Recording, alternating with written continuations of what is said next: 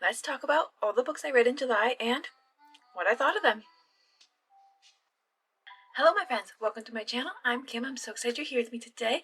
Welcome to this week's book chat. This week we are going to be chatting about every single book I read in July and what I thought about them, plus my rating. So let's get right into it. Okay, so I read 7 books in July, which is pretty average for me. I tend to read 7 or 8 books a month if it's like an average month.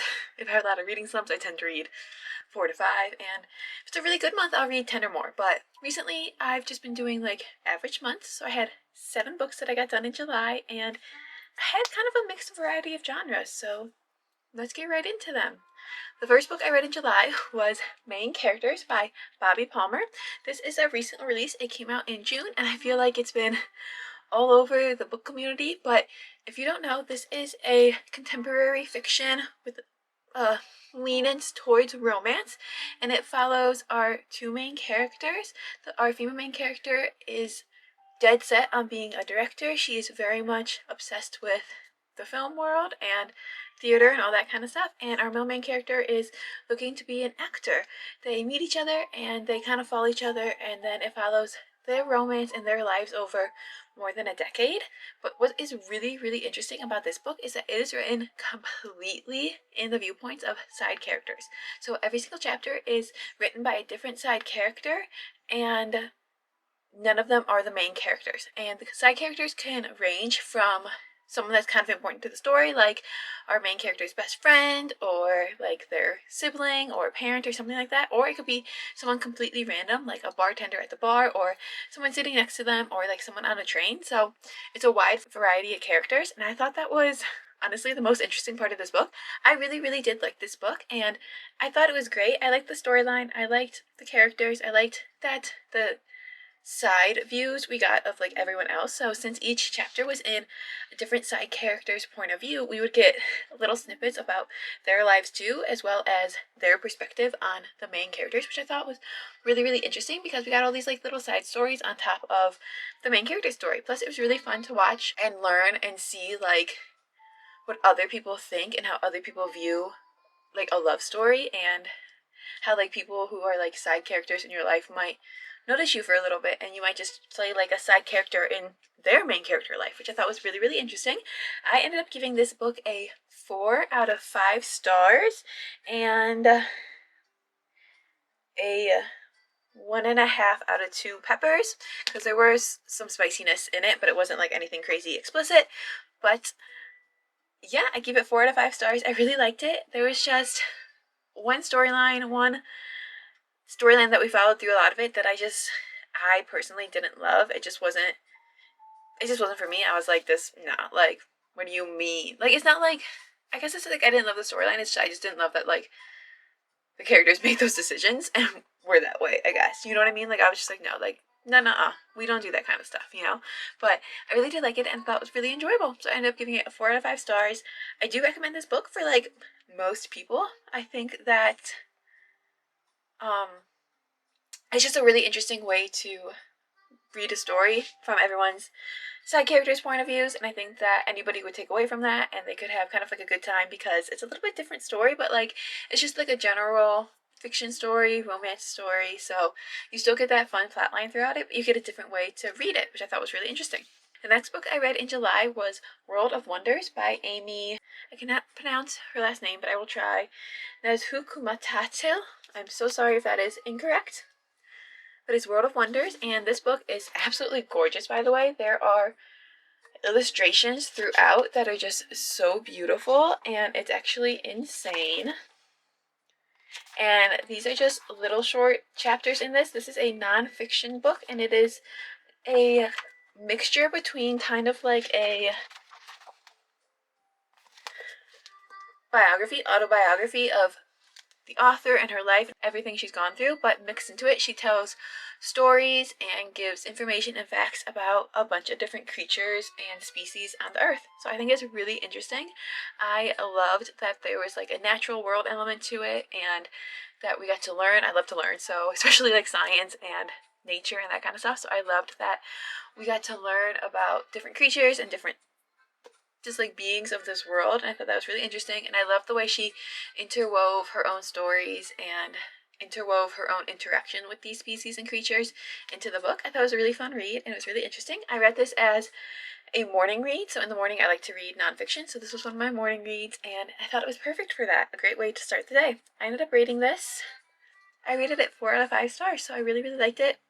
No spice in it, obviously, but I guess that's not obvious, but there's no spice in it, but it was 4 out of 5 stars. I really enjoy it, and oh, Rami, are you okay? Come on up. Here, mommy riffed you. Okay, yeah, you can get up. Here. Hopefully it's not too loud out.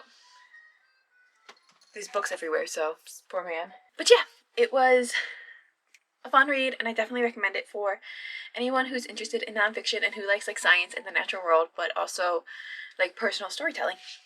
Next up, I read a mystery thriller book, and that was Mad Mabel by Sally Hepworth. This again was a fun read. It was a really good mystery thrillery book for summertime.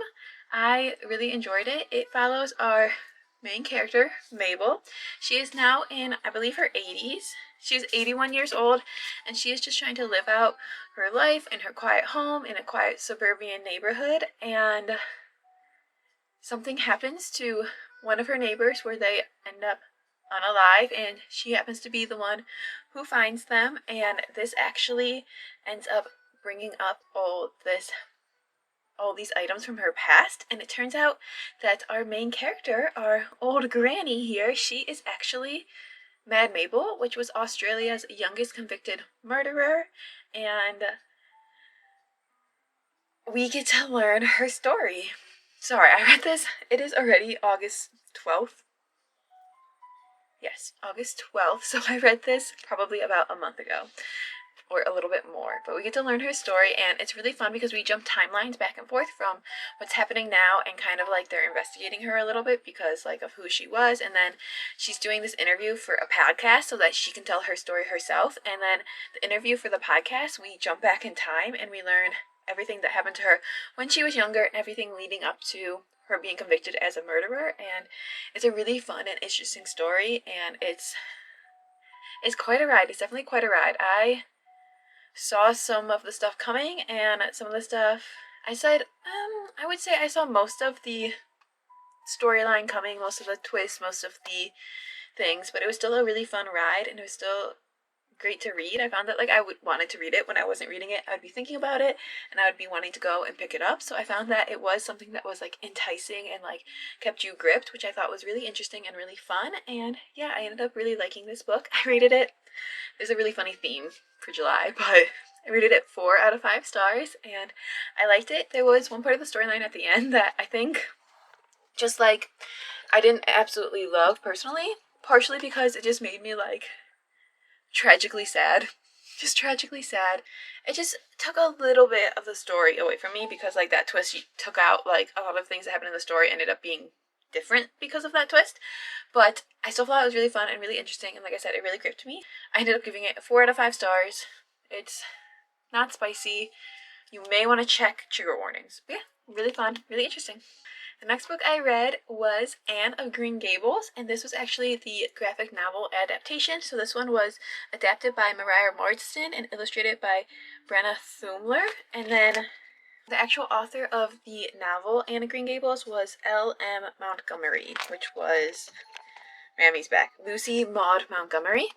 She's the author of the actual novel, but this is an adaptation of the novel into a graphic novel, and it was really, really fun read. I really liked it. I read this just like in a few days. Like I read it in the mornings, and I loved it. It was a great way to get the experience of like the novel without reading the full novel. I never read the full novel as a girl, so I really his tail. I really, really liked this, and I thought it was really fun. It was really interesting. I liked just how we watched her grow and how we watched her experience life and go through everything and reach her dreams, and it was just really fun, and I really, really liked that. It was definitely a story that showed you coming of age and growing up, and it was just so fun.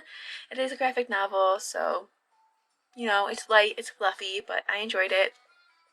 Stunning artwork, absolutely stunning artwork, and yeah, I ended up rating it 4 out of 5 stars because it was enjoyable, it was fun, it was a graphic novel, and yeah, that's that. No spice.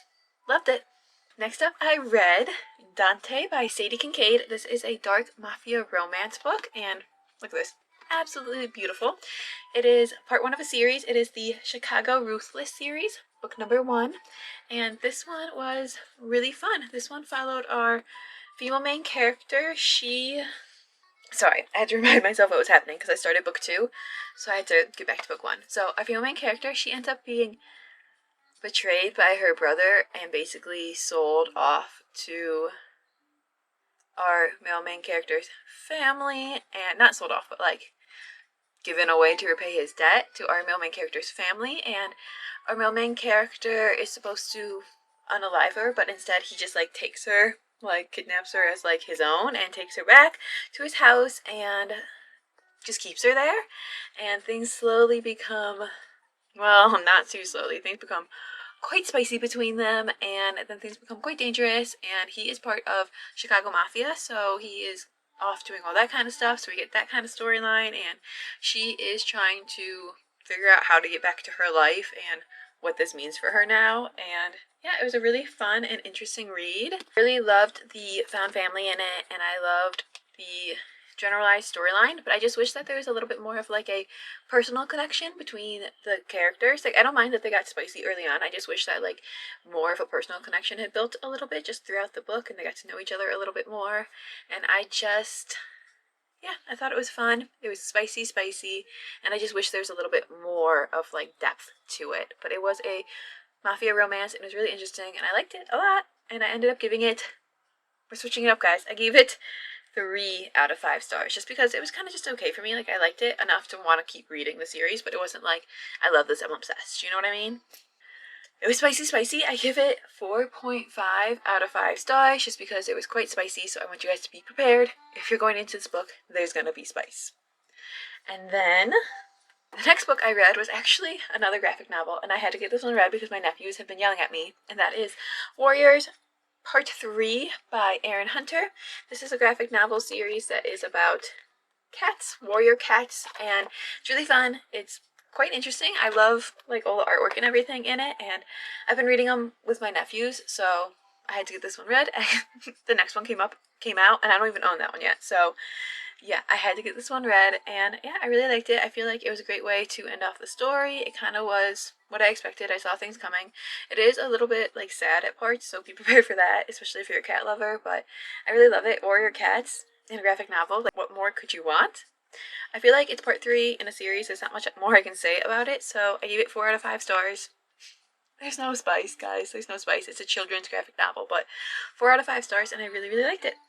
And then, the final book that I read in the month of July was Meet Me at the Lake by Carley Fortune. So I have been working my way through Carley Fortune's backlist, and this is the one that I happen to be on, and I really liked it. It is a contemporary romance book, and it follows our 2 main characters, a female main character and a male main character. Obviously, I guess that's not obvious, but they met 10 years ago when they were quite young. They had just finished college, and they were just about to go start like their big adult lives, and they had all these dreams and these goals. So they spent the day together, and they made these lists of everything they were and weren't going to do. They made plans to meet at the lake of her mother's like hotel 1 year from the date of their big day together, and she shows up and he didn't. It's now 9 years later from that day, which is 10 years later from their big day, and she has inherited the resort after her mom has passed, and who's to show up but him with an offer on his lips to help. So this is quite a fun story. It goes into 2 different timelines. We have timelines from back then, 10 years ago, and then we have the timeline from now, 10 years later, when they're older, and we get to watch them develop a relationship now and try to figure out everything that happened back then, and we get to learn slowly what was happening in their lives back then, and why it resulted in everything that happened in between those 10 years. And it's a really fun and interesting story. I like that we got to jump timelines. I like that it was dual point of view, so we got his point of view and her, no we didn't, it was single point of view. We only had her point of view, which I feel like, is that true? Yes, it was just her point of view. I just got confused because of the then and now. But yeah, we only had her point of view, so it is single point of view, so we don't know what he's thinking. But we know what she's thinking the whole time, and I thought it was really fun and really interesting. Yeah, I enjoyed it. I love Carley Fortune, and I thought it was just a classic Carley Fortune romance book. The hotel setting where her mom had like her, it wasn't like a resort, but like resort, there's like hotel, there's like lands, there's like cabins, that kind of stuff, was absolutely, or was described like it was absolutely beautiful. And it's definitely somewhere like, yeah, I want to go there. I want to visit. So I love the setting, I like the characters, I like the relationship, and yeah, I thought it was good. I didn't think it was like anything crazy or outstanding, I just thought it was good. So I rated it 3.75 out of 5 stars because it was enjoyable and fun and it was a good read, but I wasn't like giggling like crazy, and I wasn't like obsessed with the storyline or obsessed with the characters or anything like that. So it was a 3.75 out of 5 stars, and it was a 2.5 out of 5 peppers because it did have spice in it, but it wasn't any like crazy spice. So good read, decently spicy, nothing crazy, contemporary romance. And those, my friends, are all of the books that I read in July and exactly what I thought of them. I want to thank you guys so much for being here. I would love to hear if you guys have read any of these books down below. Let me know what you guys' thoughts were. No spoilers, please. And let me know what you guys are currently reading. Also, what was your favorite book in July? Let me know. Thank you guys so much for being here, and I will see you in my next one. Live well, read lots of good books, and go discover, my friends. Bye. If you're still here, please comment like the open book emoji because we're going to get lots of reading done in August. Yes, we are.